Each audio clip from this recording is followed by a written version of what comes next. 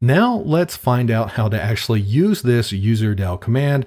Again, since it's a file on the file system, we know we can use the man subsystem to get some information and help on this particular command. Briefly, the userdel command deletes a user account and related files. If we look forward here to the -F option, it stands for force, and it removes the account even if the user is logged in, and it also deletes the user's home directory even if that home directory is shared with another user. Normal user accounts don't share the same home directories usually, or they shouldn't, but in some cases you might have multiple application accounts that share the same home directory. There's a little note here that says to use caution when using this option. Now let's keep looking through the options here. The -R option is the one that we're most interested in as it removes the user's home directory. So let's try out this userdel command. First, let's look at some users on our local system here. We'll do tail etc password, and we can see we have Einstein, Isaac, T. Edison, J. Locke, etc. And these are all accounts that were created through previous exercises and through some of my previous work I've been doing on this virtual machine. So if we do this, let's delete the Einstein user, sudo userdel Einstein, and hit enter. Now, if we run ID against the Einstein user, it'll say, hey, there is no Einstein user available. So sure enough, the userdel command got rid of Einstein. And let's look in the home directory. So this really proves to us that running userdel without any options removes the user but leaves their files, because you can see here the Einstein directory is still listed in /home. This might come in handy if you want access to a user's files after they have been removed. Now there's something else to notice here. Notice that the user and group for the Einstein's home directory are actually numbers. This is because there's no account associated with UID 1001 any longer, because we deleted that account that had the UID of 1001, which is the Einstein account.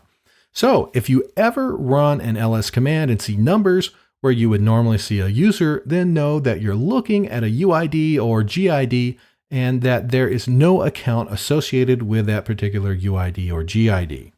So while we're talking about UIDs, let's look at a couple of users. The root user always has the UID of 0. So if we do ID space -U, which returns a user ID, follow that with a root account, we should always get back 0. Now, there are some other accounts on the system that are considered to be system accounts or application accounts. Let's look at another one of those. Let's look at the SSHD account. Here it has an ID or user ID of 74. Now let's look at the UID for our current Vagrant user. It has a UID of 1000. As you saw earlier, Einstein has a UID of 1001. So I don't know if you notice a pattern here, but really system accounts have lower UIDs. This is actually set in a file called login.defs, and that's located in etc. So let's just look at that really quickly. And a page down here until we get here. Here we see UID min, UID max. So these are the minimum and maximum values for automatic UID selection and user add. So when you create the very first user on a Linux system, it's going to have a user ID of 1000. And by the way, that is the user ID of our Vagrant user because that was the first account created on the system. Then the next time we add an account, the number will get incremented by 1. So Einstein was the next account that was created, so it had a UID of 1001 and so on. By the way, if you look below this, you see sys UID min and sys UID max. This means that the maximum user ID for a system account, or what's considered a system account, is 999. If you want to make sure that you're not deleting a very important account, perhaps it's a good idea to check its UID first. If it's less than 1000, then clearly be careful of what you're doing because it could operate a service that you may need on your server.